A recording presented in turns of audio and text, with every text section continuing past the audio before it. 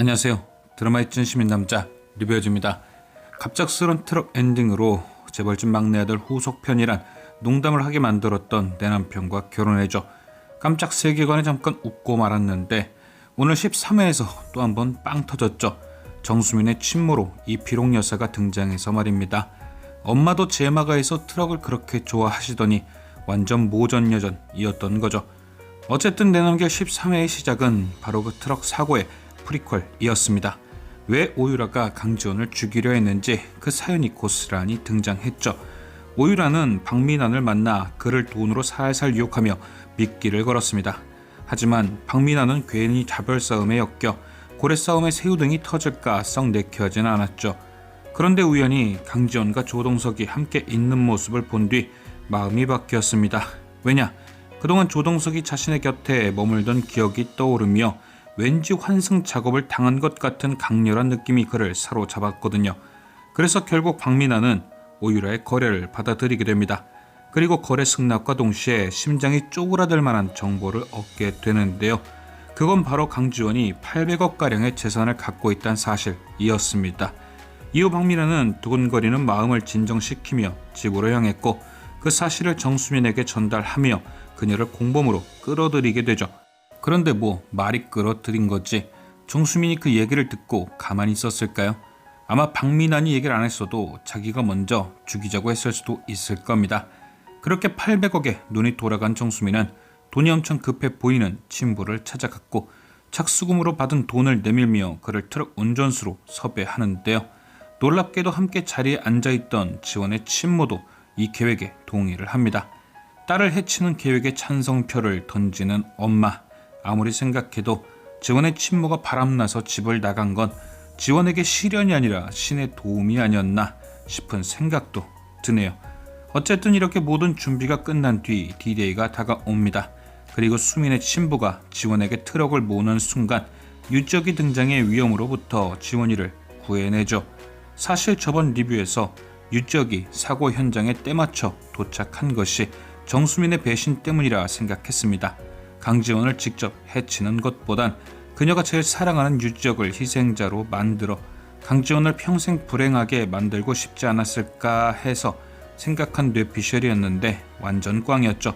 800억이면 정수민이 강지원을 놓아줄 수도 있었던 겁니다. 아주 쿨하게 말이죠. 하지만 유적의 갑작스런 개입으로 그 꿈은 산산조각이 나버렸고 박민환과 정수민은 건진 것 하나 없이 낙동강 오리알이 돼버렸습니다.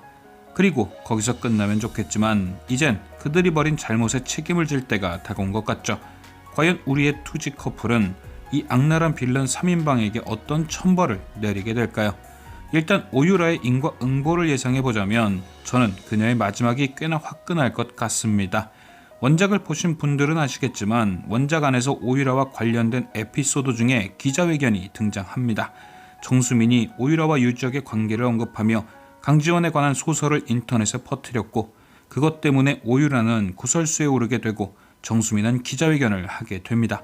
그런데 지금 드라마는 원작의 큰 틀만 가져다 쓰고 있지 전개는 다 다르거든요. 그래서 저는 이렇게 생각해봤습니다. 원작의 저 기자회견이 드라마에선 오유라의 기자회견이 되지 않을까. 사실 원작의 저 기자회견 장면을 얘기로 들었을 때 조금 의아한 감이 있었거든요. 아무리 재벌 3세가 연관된 구설이라도 굳이 이게 기자회견까지 할 일인가 싶어서 말입니다.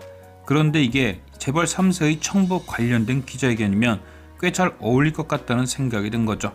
그래서 저는 왠지 예고편에 등장한 장면, 그러니까 오유라가 정수민 아빠를 봉고에 넣고 살자로 꾸미려고 할 때 유적이 수민이 아빠를 구해내는 겁니다. 그리고 그들을 데리고 기자회견을 여는 거죠. 유적을 차로 친 사람이 나이며 오유라의 청부로 일을 진행했다. 그냥 경찰에 넘겨버리면 솔직히 오유라가 자신의 인맥으로 사건을 무마할 가능성이 있으니 기자회견으로 먼저 언론에 그녀의 만행을 까는 거죠. 빼도 박도 못하고 온전히 수사받아 나락으로 보내버릴 수 있게 말입니다. 그렇게 오유라는 바로 아웃이 되는 거죠. 그럼 왜 함께 사고를 친 정수민과 박민환은 그 기자회견에서 쏙 뺄까요? 그 이유도 14회 예고편에 등장합니다. 바로 박민환과 정수민은 아직 해야 할 일이 남은 거죠. 강지원의 운명을 넘겨받아야 할 일. 오늘 13회에서 양주라는 드디어 남편의 바람을 눈치챘고 그 사실을 강지원에게 알렸습니다. 이후 강지원은 자신의 운명을 넘겨받은 양주란을 구하기 위해 그녀가 사고를 당하기 전 먼저 선수를 칩니다. 예고편에 등장한 지원의 모습을 보면 그녀는 자신이 겪었던 모습 그대로 펼쳐진 양주란의 집에 가서 모든 운명을 부숴버리는데요. 문 앞에 놓여진 빨간 구두도 똑같고 정수민이 침대에서 먹던 사탕은 양주란의 남편이 들고 있고 강지원은 그 중에서 자신이 쓰러져 부딪혔던 테이블을 골프채로 내리칩니다.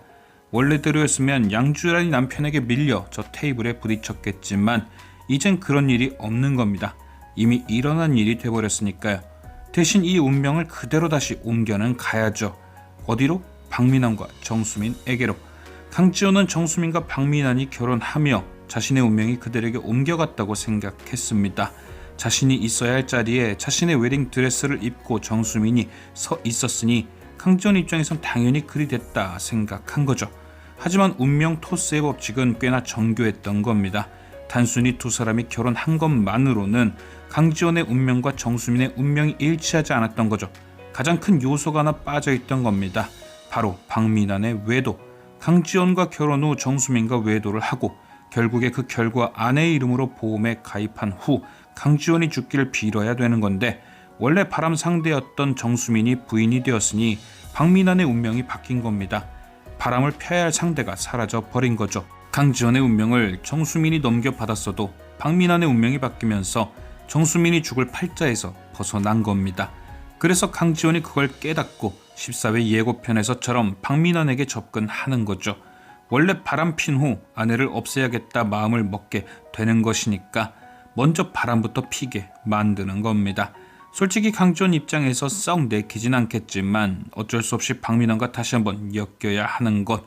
그런데 이거 너무 쉬운 작전 아니겠습니까? 박민환은 이미 결혼식 때부터 강지원을 놓친 것에 대한 후회가 엄청나게 몰려왔었습니다. 시간이 지나면 지날수록 정수민과 강지원이 비교되어 보였고 솔직히 이번에 강지원을 없애야겠다고 처음 마음 먹었던 것도 배신감 더하기 질투심 아닐까요?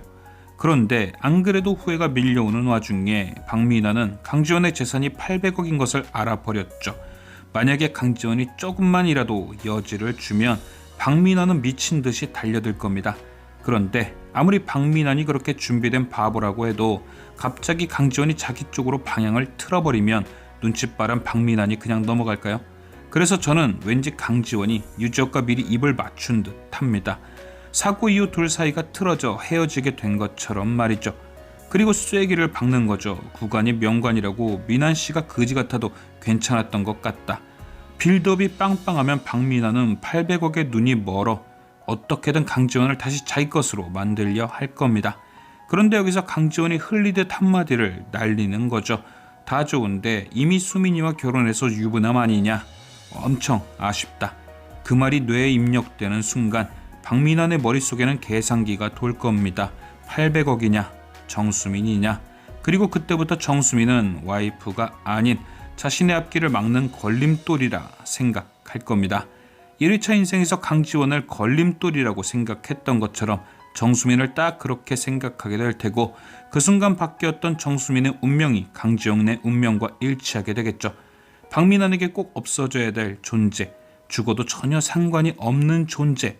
과연 강지원은 무사히 자신의 운명을 정수민에게 넘기고 유지혁과 해피엔딩을 맞을 수 있을지.